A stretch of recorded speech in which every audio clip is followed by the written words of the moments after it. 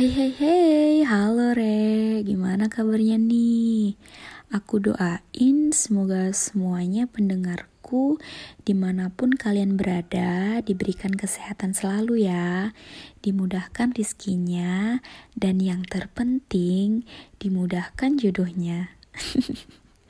Kok semangat banget ya aku bahas jodoh? Ya maklum lah ya, namanya juga faktor U. Enggak, namanya juga konten love relationship. By the way, aku mau ngucapin bela sungkawa dulu untuk para dokter dan tenaga medis lainnya yang telah gugur berjuang melawan pandemik ini. Semoga mereka yang telah gugur diberikan tempat yang mulia di sisi Tuhan Yang Maha Esa. Amin. Oke, kita lanjutin cerita di episode pertama. Bagi yang belum dengerin, kalian bisa dengerin dulu di episode aku yang pertama. Nah, bagi yang udah dengerin ceritanya, kalian masih ingat gak ketika Adam bertemu dengan Hawa di kafe?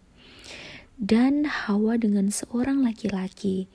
Ternyata laki-laki itu adalah gebetannya si Hawa. Padahal Hawa sendiri udah punya pacar, yaitu si Adam. Ayo, siapa nih yang udah punya pacar, tapi masih ada gebetannya juga? Akhirnya Adam pun menghampiri Hawa, dan terjadilah perdebatan. Singkat cerita, Hawa mengakui kalau dia gak bisa LDR-an. Dan emang posisi jarak Adam dan Hawa yang tidak memungkinkan untuk terus bertemu. Dan disitulah Adam pulang dengan rasa kecewa. Setelah kejadian itu, akhirnya Hawa memilih untuk bersama dengan gebetan barunya. Tapi hubungan mereka gak melulu dengan rasa kebahagiaan. Ternyata Hawa baru menyadari 2 bulan terakhir ini kalau hubungan mereka mengarah ke hubungan toksik. Mungkin pertama bukan mengarah ke KDRT, tapi lama-kelamaan berujung ke sana. Mulai dari dijadiin babu dalam arti bukan karena kita bantuin dengan ikhlas atau tulus ya, tapi babu di sini udah mengarah ke pemaksaan dan atas kemauan dari si pasangannya. Sampai akhirnya si Hawa cuma bisa nangis dan mendem rasa sakitnya itu. Hubungan itu terus dijalani Hawa dengan rasa sakit dan penyesalan. Semakin lama hubungan ini, semakin takut dan bingung. Takut akan perlakuan pasangan dan bingung untuk mengakhirinya seperti apa. Terkadang kita ingin mempertahankan hubungan ini, tapi jika diteruskan akan ada luka-luka baru yang kita rasakan.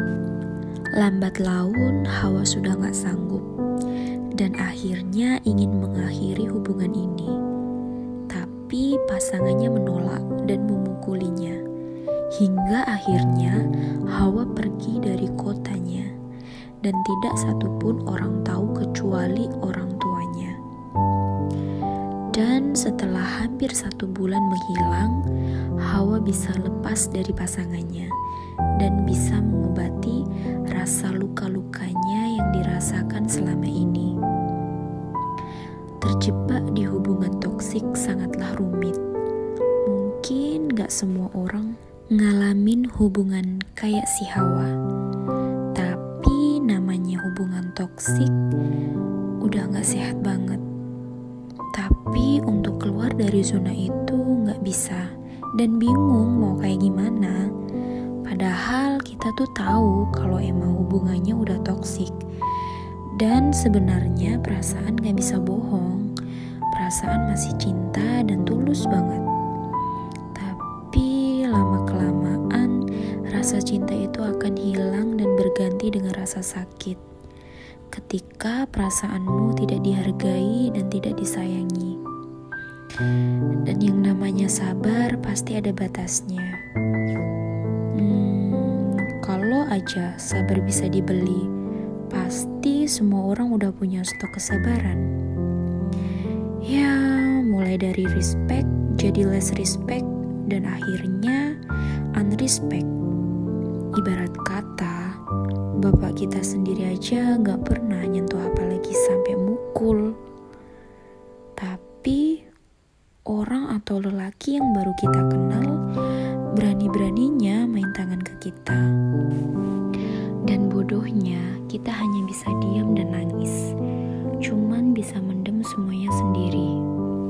Oh ya, hubungan toksik gak cuma KDRT aja sih. Banyak contoh-contoh lain. Kayak bentak-bentak gak jelas, udah kayak orang gak waras. Egois is number one. Maunya di ngertiin tapi gak mau ngertiin balik. Hinaan, cacian, makian, hingga tetesan air mata menjadi teman hubungan toksik ini. Kalau bahas ini pasti bawaannya emosi ya, Rek. Ya gitu deh, namanya juga hubungan. Pasti ada aja kendalanya. Dan di sini toksik itu terkadang gak hanya cowok ke cewek ya, bisa juga sebaliknya, macem-macem deh.